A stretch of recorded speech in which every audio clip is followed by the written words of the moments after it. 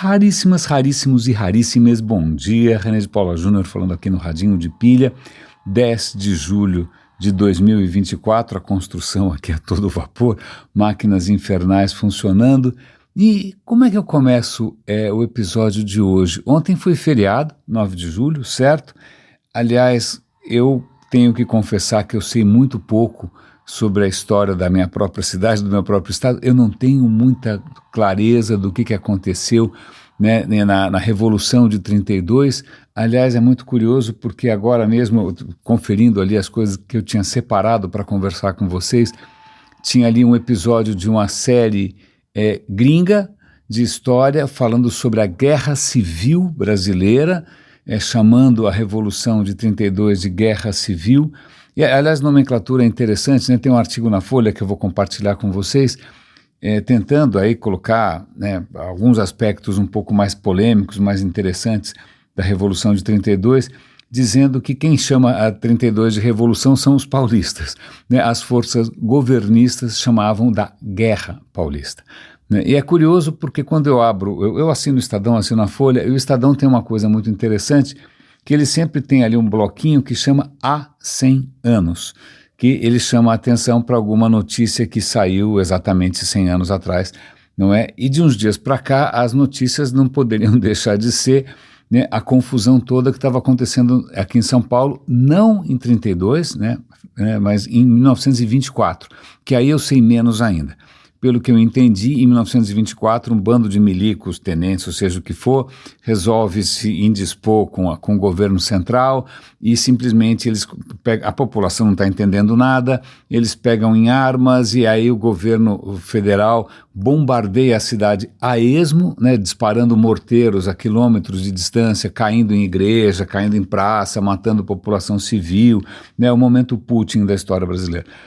Não é? E sobre isso, sim, realmente muito pouco. Eu não sou versado na história. De novo eu fiz exatas, de novo eu cresci na ditadura. A ditadura não era muito afeita ao ensino de revoluções de nenhum tipo, não é? Então, mas ok, então o Estadão está falando da Revolução de 24 a 100 anos, mas ontem foi 9 de julho, 32, e é muito interessante porque, bom, eu não sei o pouco que eu sei aqui, né? Getúlio Vargas dá um golpe e começa todo um processo de, digamos, ditatorial, né? Dissolve a Assembleia, dissolve o Congresso, aquela zona toda, né? Em São Paulo, por outros interesses também, interesses econômicos, né? Que a história do café com leite, que o São Paulo alternava, né, o poder de fato com Minas Gerais, mas o que o Getúlio Vargas acaba fazendo é puxando o tapete um pouco dos paulistas. Então realmente existe para as elites paulistanas uma perda não só de poder, mas também de condições econômicas, né? Então realmente o Estado está sendo estrangulado, né? E aí o que aconteceu em 32 não foi só aparentemente meia dúzia de malucos, não, a população se engajou, voluntários se engajaram, população civil, né? A Estação da Luz mandava trem toda hora com soldados voluntários para lutar no fronte, trincheiras foram cavadas, a cidade foi bombardeada por aviões, não foi pouca coisa. Eu vou pesquisar um pouco mais a respeito, eu vou assistir esse vídeo aí, hoje eu não tenho tanto para contar, além disso, é interessante porque, como paulistano, a minha perspectiva é um pouco distorcida, porque obviamente isso faz parte das narrativas que a gente herda, né? Você nasceu aqui, você vai ouvir essas histórias todas sobre o MMDC, Martins Miragaia, Drauzio Camargo, os mártires da Revolução. Você tem aquele obelisco fálico gigantesco ali perto do Ibirapuera, né? Então faz parte um pouco aqui. Aliás, até a ausência de algumas coisas também é eminentemente paulistana. Por exemplo, em São Paulo você não tem nenhuma grande avenida chamada Getúlio Vargas. Curiosamente, eu estou lembrando aqui de Ribeirão, eu não conheço muito o interior de São Paulo, Ribeirão um pouco mais, por questões familiares da minha mulher, mas lá tem uma Presidente Vargas. Agora a questão é, por que o Ribeirão tem uma avenida chamada Presidente Vargas? Será que eles deram uma banana para a capital também? Não sei. Né? Mas muitas cidades, Rio de Janeiro, todo mundo tem uma avenida importantíssima chamada Getúlio Vargas, não sei por que, era um ditador, né?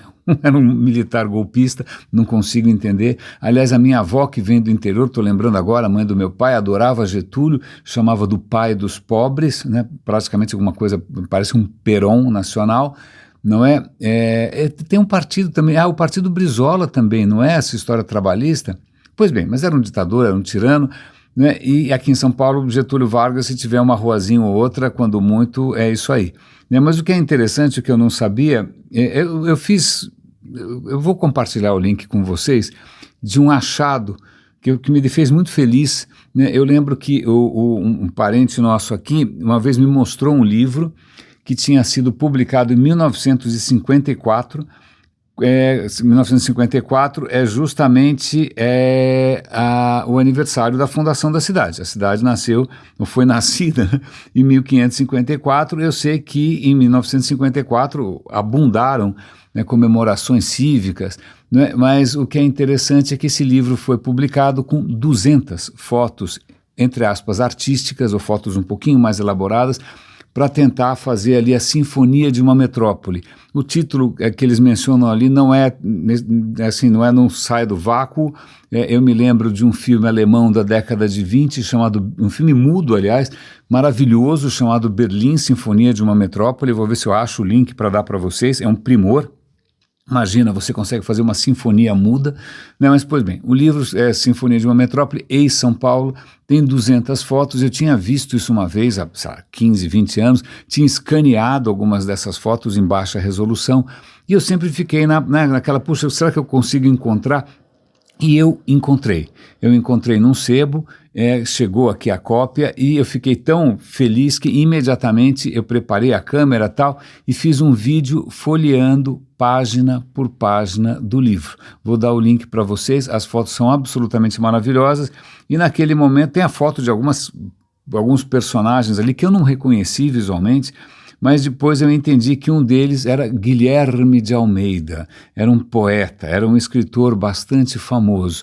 Né? E quando construíram o obelisco, aquele obelisco do Ibirapuera, né, que estão lá os restos mortais dos mártires da Revolução, não é? O túmulo do soldado desconhecido, etc. e tal, aquilo foi publicado com pompa, né, no jornal com o título A Trincheira Vertical. Eu vou ler para vocês esse primor da língua portuguesa paulistana, tá? Vou ler para vocês, é uma homenagem aqui do Guilherme de Almeida a esse monumento. Firmado em chão paulista, um marco marmóreo de gigantesca altivez, ora se eleva em plena planura do Ibirapuera.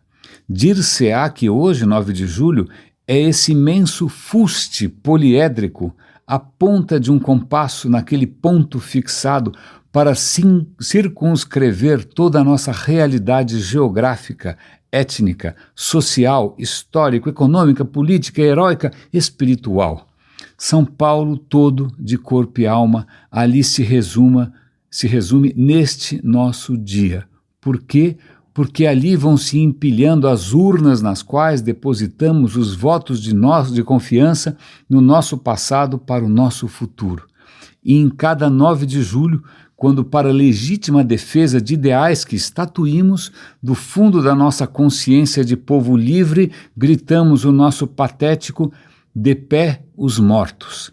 São esses restos mortais que estremecem, reencarnam-se, aprumam-se e miraculosamente sobem da terra, hieráticos e vigilantes, talhados em colossos, nesse geométrico jacto de pedra. É isso, pois, uma trincheira, erecta, invulnerável, inamovível, batalhante, eterna. É a nossa trincheira vertical. Ei-la entre o zênite e o nadir, na insofismável estabilidade do fio de prumo, a nossa trincheira vertical. Plantada na terra de São Paulo, é ela a espada da lei e a espada do apóstolo soldado. Agulha prismática de 4 facetas, nelas refletindo os 4 séculos da nossa civilização e os 4 setores, norte, sul, este e oeste, do nosso mapa guerreiro de 1932, é ela um padrão de posse de nós mesmos. Por nós mesmos está apenas na fidelidade. Perpendicular à nossa atualidade, pelas letras da sua legenda, ela ensina aos pósteros o santo segredo da sobrevivência, segredo que está apenas na fidelidade. Abre aspas, aos épicos de 32, que fiéis cumpridores de sagrada promessa feita aos seus maiores, os que houveram as terras e a gente por sua força e fé, na lei puseram sua força e em São Paulo sua fé. Uau, eu nunca tinha visto isso. Eu mandei para o meu pai, ele ficou felicíssimo, né? Ele não é paulistano, ele é do interior, mas veio para São Paulo, abraçou essa cidade, adotou essa cidade, ficou felicíssimo, felicíssimo, felicíssimo. Eu achei essa história muito curiosa e tem várias questões aqui. A gente podia falar das narrativas que a gente vem contando, essas narrativas que dão, né, que criam identidades, narrativas que muitas vezes são contrastantes, que são conflitantes. Eu não sei como é que outros estados, porque veja, os outros estados, digamos que não só apoiaram o São Paulo, mas como apoiaram as forças governistas, né? Essas coisas acabam criando rancores. Aqui em casa acho que não tem nenhuma relíquia maior da Revolução de 32, acho que não. Meus pais não estavam aqui nessa época, né? Meu papai é de 31, minha mãe é de 40, não, acho que não. Eu não tenho nada aqui que ligue a história familiar a esse episódio, mas tem vamos conectar as coisas aqui de uma maneira um pouco curiosa, já que o nosso amigo aqui, Guilherme de Almeida, o poeta paulistano, está chamando a atenção para o aspecto marmóreo e calcário desse monumento. Eu vou fazer uma ponte completamente inusitada aqui. Eu acabei de ouvir agora de manhã uma conversa tão legal. Eu vou comprar o livro imediatamente. Aliás, deixa eu até pegar o nome do cara aqui. Eu vou dar o link para o livro, vou dar o link para tudo, como sempre e tal. Mas a história é muito legal. Cadê o nome do maluco? Deixa eu ver se eu acho aqui. Vamos ver se tem aqui as informações. Detalhes. Ferris Jabber, ok. Tornando-se a Terra, como o nosso planeta ganhou vida. A história é curiosa porque, por alguma razão qualquer, hoje de manhã estava ali regando as plantas, olhando, né, a flor de maio que está florescendo em julho, essas coisas estranhas, mas eu fiquei pensando, puxa, que engraçado, a nossa espécie, ela não, até um certo ponto, ela se adaptou ao mundo e depois, quando ela conseguiu, né, se preparar um pouco melhor, ela começou a adaptar o mundo a nós mesmos, o que daí o mundo começou a sofrer. Ela começou a cimentar tudo, a botar parede, aí acabou, começou a desmatar a história toda. Talvez o fim do planeta é quando a gente tenta adaptar o planeta a nós mesmos e não vice-versa. Aí estava com essa ideia na cabeça. Aí, por acaso, um dos últimos episódios de um programa de rádio sensacional, que é o Science Friday, era uma entrevista com esse cara que eu acabei de falar, o Jabber, e a ideia dele é a seguinte: a ideia é que você não consegue separar o que a gente chamaria vida do que a gente chama de planeta. A ideia central é mais ou menos que o planeta, vamos pensar aí, minérios, água, né, gravidade, tudo, né, o planeta, ele, desde que há uns 2,5 bilhões de anos, né, o planeta tem mais ou menos na metade da vida, a meia-idade dele, começaram a acontecer coisas estranhas, não é? A vida já estava surgindo em alguns lugares ali escondidinhos, tal, mas começam a surgir processos que vão mudar a história do planeta, né? E desde então você tem uma dança, um tango, né? Ali um tchá-tchá-tchá entre as formas de vida e o planeta, em princípio, inanimado, que a gente está acostumado a achar que é um planeta inanimado. A gente vai procurar planetas lá fora que tenham as condições propícias para a vida. Na verdade, o nosso planeta nunca teve condições propícias tão propícias assim. Quando você olha hoje o céu azul, hoje eu acho que não, pelo menos agora não, está um tempo meio ruim, mas esse céu azul, no começo não era azul não, era meio laranja, porque antes da vida descobrir, por exemplo, a fotossíntese, antes da vida descobrir o Sol, você tinha uma atmosfera parecida com a atmosfera de Marte, gás carbônico, metano, isso torna o céu laranja. Então, no começo do planeta, um planeta inóspito, um planeta bastante hostil, o que você tinha rochas, água e um céu laranja horroroso.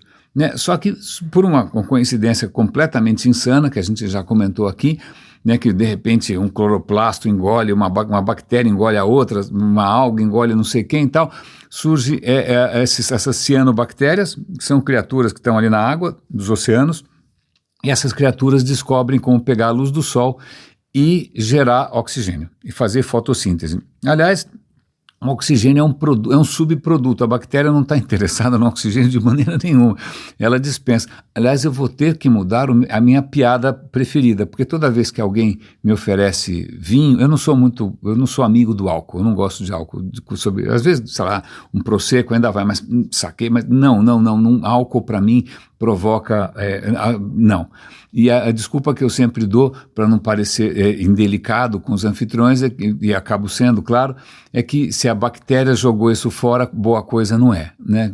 Colocando ali que o álcool é um subproduto que é uma excreção da bactéria, que ela não tem nenhum interesse, e fala, se a bactéria não está interessada, então isso também não me interessa. Agora eu vou ter que rever essa piada, porque as cianobactérias descartaram o oxigênio, jogaram para a atmosfera, e eu estou aqui feliz e contente respirando esse subproduto indesejado, né, dos processos químicos de uma criatura. Pois bem, isto posto, né, 2,5 bilhões de anos atrás, começa a acontecer uma coisa inusitadíssima, que surge oxigênio livre. Não tinha oxigênio livre, você tinha oxigênio já preso sei lá onde, no gás carbônico, preso, não sei aonde, está tudo preso, não tinha oxigênio dando sopa.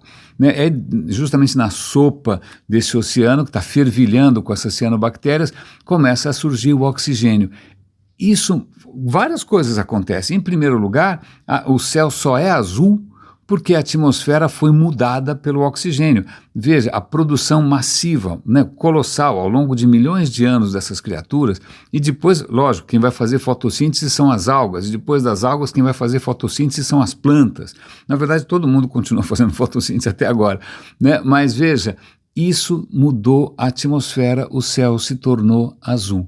Então, quando você olhar o céu azul, agradeça, porque se não fosse essas criaturinhas fazendo o tempo inteiro essa costura movida a energia solar, então você não teria céu azul nenhum. Mas voltando para a tese desse rapaz, a tese dele é a seguinte: talvez a gente tenha que rever, ou repensar, ou refrasear, né, a história de que a vida surgiu na Terra. Não é bem assim, né? A própria Terra se transforma, é como se a Terra fosse viva, não viva como um organismo, não viva. Na década de 70, por ali, surgiu uma teoria meio incenso e pandeirinho, chamada a hipótese Gaia, né? Que na verdade, essa hipótese Gaia é a tese já esqueci o nome do cara aqui. A tese Gaia é o seguinte, que na verdade o planeta é um imenso organismo. Né, a gente não está vendo, mas é como se fosse a mãe Terra. Você tem um planeta que tem todo um metabolismo, tal, que a vida na Terra teria sido praticamente, como se o planeta quisesse ser vivo, o planeta quisesse florescer, o que é uma ideia poética, é uma ideia linda, que nos conecta inclusive com outros tipos de pensamento de outras culturas mais arcaicas, não é? Mas que é um pouquinho esquisito, porque de novo coloca um daqueles pecados originais de muitos pensamentos duvidosos, que é a teleologia, né? Que é a ideia de que as coisas têm uma finalidade, que elas sabem para onde elas estão indo. Darwin já contou isso não é razão de desespero, né? A natureza não sabe para onde ela está indo, nunca soube, ela simplesmente vai. Né? Ela vai e ela não quer chegar no paraíso, não quer chegar no além, não quer chegar no lado direito de Deus, sei lá onde que fica isso. Não, na verdade a vida vai. Então vamos esquecer um pouco a história de que a planta seja um organismo, porque um organismo sou eu, você, um cachorro, tal, mas assim, uma bactéria não é um organismo, ela está viva, mas ela é uma bactéria só, ela não tem órgãos, não é?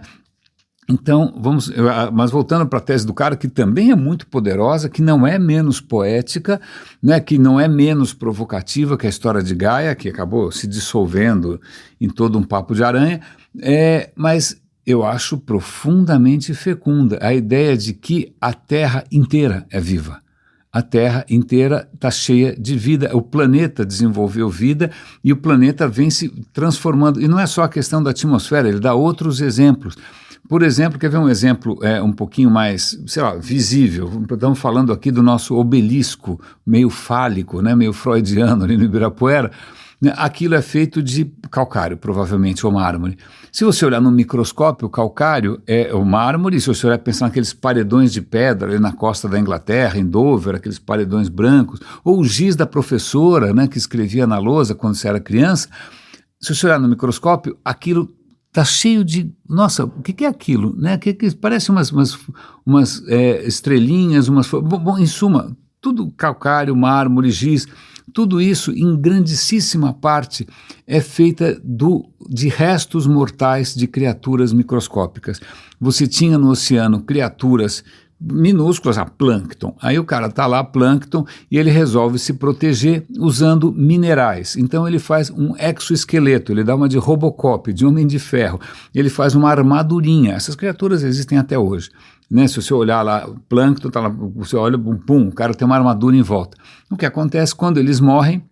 Eles afundam. Quando eles afundam, isso vai se compactando, e quando essas criaturinhas que são minúsculas, ao longo de centenas de milhões de anos, aquilo vai sendo comprimido, aquilo mineraliza e acaba virando uma pedra. Então é muito curioso, porque quando você olha os grandes monumentos da humanidade, o Partenon, né, feitos com a pedra eterna, e tem nosso amigo Guilherme de Almeida aí dizendo eterna, imorrível, imbrochável, sei lá, na verdade aquilo era vida, aquela pedra não teria existido se não fosse pela vida. Uma coisa que eu descobri nessa conversa com esse rapaz aí é que a Terra tem pelo menos 6.000 minerais que só existem aqui porque eles pressupõem, para esses minerais existirem, eles pressupõem uma atmosfera com oxigênio. Não é? E essa atmosfera com oxigênio nasceu justamente da vida. Então veja, essas criaturinhas que começaram a produzir oxigênio que nem umas loucas, né, elas mudaram os minérios.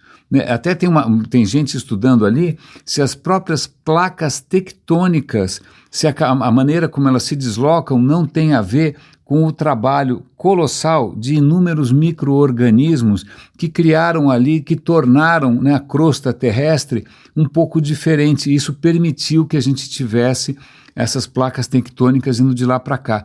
Né? Quando a gente pensa, quer ver, eu falei em construção usando mármore, muitas vezes construção usa granito.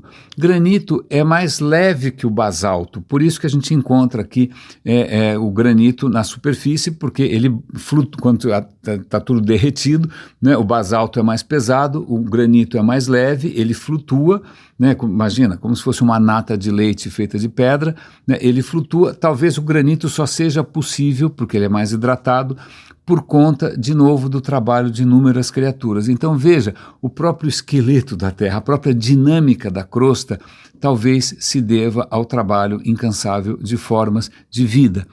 Isso é absolutamente fascinante, porque uma das questões, um dos fatores que tornou a vida nesse planeta possível, ou pelo menos com essa diversidade, com essa riqueza, é justamente o fato desse planeta ser basicamente um liquidificador, basicamente uma esteira rolante, porque quando você olha para Marte, a superfície está travada, você não tem movimentação tectônica, você não tem placas, porque a coisa já meio travou, né? Mas aqui, como as placas estão se sobrepondo, uma passando por cima da outra, e depois ressurge, e depois vai, essa mistura contínua propicia condições para o surgimento da vida, surgimento de continentes, surgimento de diversidade ecológica, e talvez tudo isso seja favorecido pela presença da vida. Ele vai dar outros exemplos, ele vai colocar a Amazônia, que a gente está destruindo com um afinco extraordinário, né? A Amazônia, acho que tudo começou para ele quando ele percebeu, como pesquisador, que a Amazônia não é só, sei lá, a adaptação da vida vegetal a um certo ambiente. A Amazônia cria o seu próprio ambiente, ela cria as próprias chuvas, né? Ela cria os próprios nutrientes, né? Ela cria os rios de água. Ele falou, opa, pensando só, isso não é só aquela coisa darwinista, né, da vida se adaptando às condições externas. Na verdade, desde sempre, a vida muda as condições externas.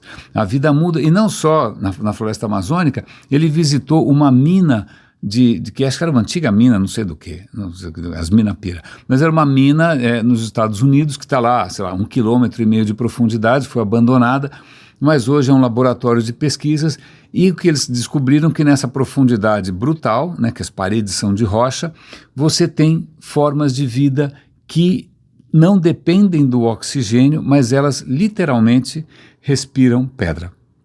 Elas, como assim respiram pedra? É porque, na verdade, para um biólogo, o processo de respiração não é isso que eu estou fazendo aqui o tempo todo de maneira ruidosa.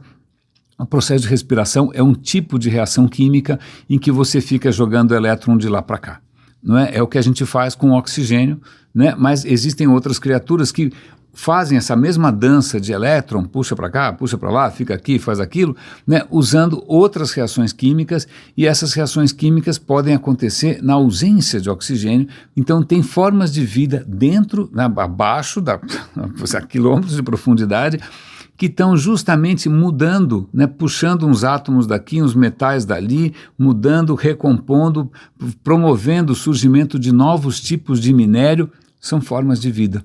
Então, o que é muito... Aí tem um outro exemplo que é bacana também, que envolve gramíneas, envolve grama, né? Eu comentei, acho que em algum outro episódio do Radinho, que o meteoro que mandou os dinossauros, né, para as páginas da história, para as lojas de souvenir de museu que a criançada adora, não é? Os dinossauros, eles estavam atrapalhando o desenvolvimento de uma floresta, como a floresta da Amazônia, porque os caras pisavam em tudo o tempo todo, certo? Os caras pisavam em tudo o tempo todo, não dava para uma floresta crescer, né? Quando os dinossauros morrem, para de pisotear, acabou a escola de samba ali, acabou o desfile, não é? E aí as plantas mais complexas conseguem, né, prosperar.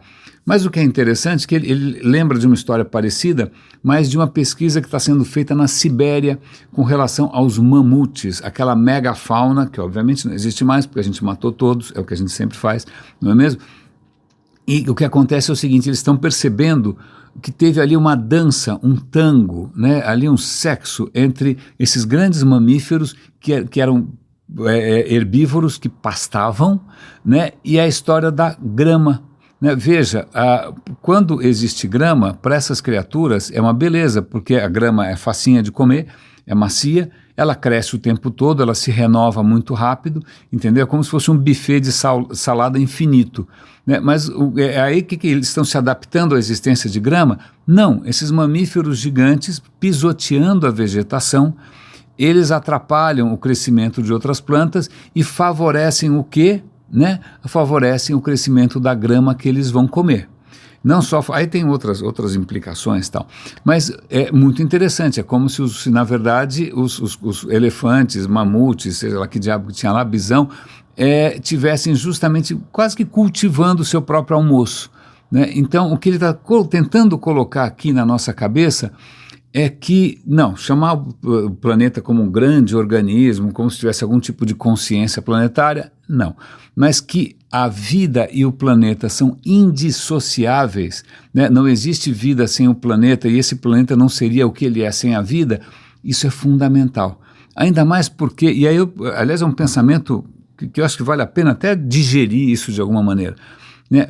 Eu, você, né, somos basicamente água. Certo? Né? 70% do seu peso, né, é água, certo? Água é viva? Não, água é minério. Então você, veja, você se considera vivo, certo? Mas quase tudo em você não é vivo. O teu esqueleto é basicamente rocha, é minério, é mineral. Você vai pegar lá o osso, é lógico que ele tem vascularização, etc. Mas teu dente, tá, desculpa, mas é minério.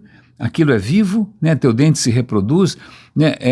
Veja, você também tem toda uma estrutura inanimada, uma estrutura mineral, uma estrutura química, que, ok, tem as celulinhas que estão ali, mas as celulinhas fazem uma parte pequena do seu corpo todo. Sem esse substrato todo, que é um substrato inanimado, água, né? Cálcio, sei lá, né? Você não parava em pé. Não é? Eu acho isso absolutamente fascinante, porque até o que a gente se considera, veja, e vale lembrar também que se você, agora a gente já sabe, quem ouve o Radinho aqui há bastante tempo sabe também, que você é quase minoritário.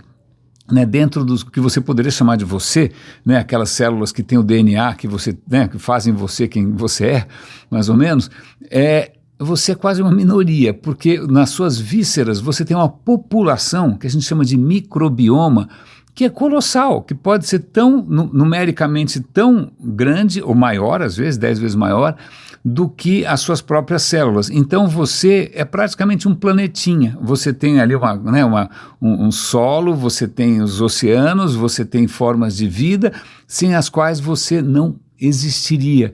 Então é muito interessante para a gente parar um pouco para pensar, né? Acho que até por um problema de cognição, de percepção, como a gente não enxerga essas coisas todas, você olha uma pessoa, acha que ela é uma pessoa, que tem uma alma que vai para não sei aonde, ok, não tem, acho que isso fica claro na hora que a gente vê a dificuldade que é mandar pessoas para o espaço, né? Não metaforicamente, né, que a gente adoraria, mas no sentido literal, né? Hoje é um episódio bastante literal. Quando você manda alguém para uma missão para Marte, cara, é um mico, porque não é só dar comida para o cara e fazer o cara fazer cocô e xixi num tubo, né? A questão é que o nosso corpo, longe da Terra, padece, né? Os nossos ossos precisam da gravidade. Sem a gravidade, os nossos ossos piram, né? Os raios, a gente precisa da atmosfera terrestre para proteger a gente, o campo magnético também. Veja, a sua vida depende de um campo magnético, depende de um campo gravitacional. Isso não é uma coisa que está dentro de você. Então, se você tira, né, um humano desse, por exemplo, o Elon Musk, né, tira do planeta e manda para Marte, né, a vida vai ser muito difícil. A gente já colocou aqui que uma descoberta recente é que os rins param de funcionar. Por quê? Sei lá, não sei, né, mas porque para tudo funcionar você precisa de um planeta inteiro. Você é uma parte indissociável desse planeta. Infelizmente, outras culturas tinham uma noção um pouco mais, talvez um pouco mais mística, mais mágica, mas muito mais sábia, muito mais certeira do que imaginar que a gente é alguma coisa feita de barro, a imagem do dono, e que esse planeta é só uma passagem e que você, em princípio, é o senhor de tudo isso daqui, pode fazer o que você bem entender. Não é? Então, veja, eu achei isso, tanto é que eu estou falando disso há meia hora, né? Falei um pouco da Revolução de 32, peguei o mármore do obelisco, pulei do mármore para os protozoários, mas eu achei essa história absolutamente, sei lá, eu vou comprar esse livro, estou falando sério, vou atrás e quero ver, vou compartilhar com a minha mulher que trabalha com o meio ambiente, acho que essa história é muito interessante. Tem mais alguma coisa aqui que vale a pena comentar? Tá bom, 2 historinhas e a gente encerra o episódio de hoje para não se estender demais. Eu estava ouvindo um episódio na BBC Sounds, a BBC tem uma plataforma de podcast chamada BBC Sounds, eu fortemente recomendo, não é? E esse episódio era sobre turismo, sobre a indústria do turismo massivo. Que série é essa, na verdade? Acho que eu já perdi aqui. Bom, eu vou passar o link para vocês, como sempre, vai estar lá no radinhodepilha.com, não tem problema. O que acontece é que, sobretudo depois da pandemia, o turismo internacional ganhou uma proporção bíblica, catastrófica, né? Você sabe quantas pessoas fazem turismo por ano, hoje em dia? Lembre-se, o planeta tem 8 bilhões de pessoas, mais ou menos. 1,5 bilhão de pessoas estão circulando para lá e para cá, querendo tirar selfie, querendo tirar fotografia, querendo comer, querendo... 1,5 bilhão de pessoas. Isso está se tornando um problema, vários problemas. Obviamente ambiental, porque isso implica voo de avião, etc. e tal, né? Mas também isso transtorna a vida das pessoas, das cidades. Então, recentemente, eu vou dar uma notícia aqui, em Barcelona, os moradores de Barcelona estão começando a hostilizar os turistas, estão jogando água nos caras, tipo, cara, sai daqui, a cidade é nossa, pelo amor de Deus, deixa a gente viver, para de fazer selfie, que coisa chata, né? Em Veneza também já tem movimentos, inclusive governamentais, para tentar segurar a onda do turismo massivo, porque a hora que para um navio chinês com 5 mil pessoas e descem 5 mil pessoas de uma vez, ficam lá metade do dia e vão embora de novo, cara, estão alimentando a economia, mais ou menos, eles não estão dormindo, eles estão indo embora, eles já comeram no navio, eles só estão fazendo confusão, né? Então, você vê Veneza tentando controlar isso, Barcelona, né, tendo um movimento popular de resistência, mas o que esse cara comenta é que a questão é muito complicada, né? Sobretudo porque às vezes a própria indústria da mídia social, nessa história de tirar selfie, colocar no Instagram, todo mundo descobre as coisas no Instagram e quer ir lá fazer a porra da selfie, desculpa. Mas ele cita, por exemplo, ele cita uma cidadezinha, acho que na Áustria, que vocês devem saber qual é, eu já esqueci, né, que é uma cidade que tem 800 habitantes. 800 habitantes é daqui até a próxima esquina, aqui onde eu moro, né? 800 habitantes nesse vilarejo, mas esse vilarejo foi amaldiçoado com o filme Frozen, porque no filme Frozen tem cenas que acontecem ali e o lugar existe de verdade e as pessoas vão fazer questão de 24 horas por dia pisotear, andar, tirar foto, fazer bagunça, fazer festa, e os moradores estão desesperados, porque o estrago é maior do que qualquer tipo de benefício econômico. Mas, ao mesmo tempo, não é tão simples assim, porque muitos países do mundo hoje dependem exclusivamente do turismo, né? O Caribe depende monstruosamente do turismo. A gente estava conversando outro dia com um rapaz de Curaçao, que fica no Caribe, e ele falou, olha, nos governos anteriores aqui os caras queriam fazer dinheiro com refino de petróleo, descobriram que era uma besteira, porque prejudicava o meio ambiente e afetava o turismo. Agora a nossa economia é 100% turismo, né? Então as pessoas são capacitadas para lidar com turistas, elas aprendem idiomas, etc. e tal. Então você tem lugares cuja economia depende fundamentalmente do turismo, então não dá para abrir mão, né? A gente, por uma extrema coincidência, tem a televisão francesa, a TV5, ela tem um programa que eu às vezes menciono aqui com vocês, que é o Échappée Belle. A gente assistiu ontem um episódio um pouco desesperador sobre a Mauritânia. Mauritânia fica no deserto do Saara. Era uma antiga colônia francesa, a França deu no pinote há algumas décadas, deixou os caras lá por conta própria e, obviamente, o país é paupérrimo, né? Paupérrimo e, óbvio, não demorou para que ele começasse. Bom, aí tem turismo, as pessoas vão lá para dormir no deserto, não tem muita coisa para ver, né? Tem algumas cidades perdidas no tempo, parece alguma coisa, sei lá, neolítica, mas o país é realmente muito pobre, né? A natureza é muito pobre, é deserto, areia, camelo, beduíno. Bom, pois bem, e aí, beduínos não, acho que ali são nômades, mas beduínos é do norte, né? Não sei. Bom, mas voltando aqui, né, o país é paupérrimo e os caras agora estão tentando atrair o turismo. Por quê? Num certo momento, a violência social na Mauritânia cresceu tanto que morreram, alguns turistas franceses foram assassinados e tal, que o próprio governo francês falou, ninguém mais vai para lá. Não vão, eu não consigo garantir, ali não tem o que fazer, né? E aí o que acontece, o país já era pobre, não tem nenhuma atividade econômica possível, eles não têm petróleo, né, graças aos céus, a areia não serve para muita coisa, aliás, vale lembrar que a areia do Saara, do ponto de vista de construção civil, não serve para nada, porque os grãos estão rolando há tanto tempo no vento que eles são muito redondinhos, eles são muito lisos. E para você fazer cimento e concreto, você precisa de areia com cantos vivos. Então a areia do deserto do Saara não serve para construção civil, caso você tenha tido essa ideia. Mas voltando, agora eles estão tornando o país um pouco mais seguro, estão tentando atrair turistas, mas você veja, o turismo pode ser a única esperança de um país que não tem muitos recursos, né? Então está todo mundo tentando chamar a atenção, aí, Uzbequistão, seja lá quem for, para o turismo, mas aí tem o seguinte, o turismo traz recursos? Depende, porque o que acaba acontecendo é que se aquilo vira um polo turístico, vem algum grupo internacional, algum Marriott da vida, algum Hilton da vida, compra, e acontece que o dinheiro que o turista vai gastar nos hotéis acaba indo para a matriz no exterior. Então o pessoal local acaba sendo mão de obra barata e a situação não melhora. Mas isso para mim é de novo aquilo que eu estava pensando logo no começo do episódio, que os humanos viraram uma força para adaptar o mundo a seus próprios desejos, né? Então ele vai para a Mauritânia, mas ele vai querer água corrente, ele vai querer ar-condicionado, ele vai querer Wi-Fi, ele vai querer comer manteiga, sei lá, qualquer coisa que não tem. Se for um chinês, eu não sei se vocês já viram o cardápio chinês, né, café da manhã em hotéis internacionais, é inconcebível que alguém coma aquilo às 7 da manhã, mas tudo bem, mas se percebe que começa a pressão de uma demanda de bilhões de pessoas para ser feliz, como no Instagram, né, para poder fazer aquela selfiezinha naquele lugar específico.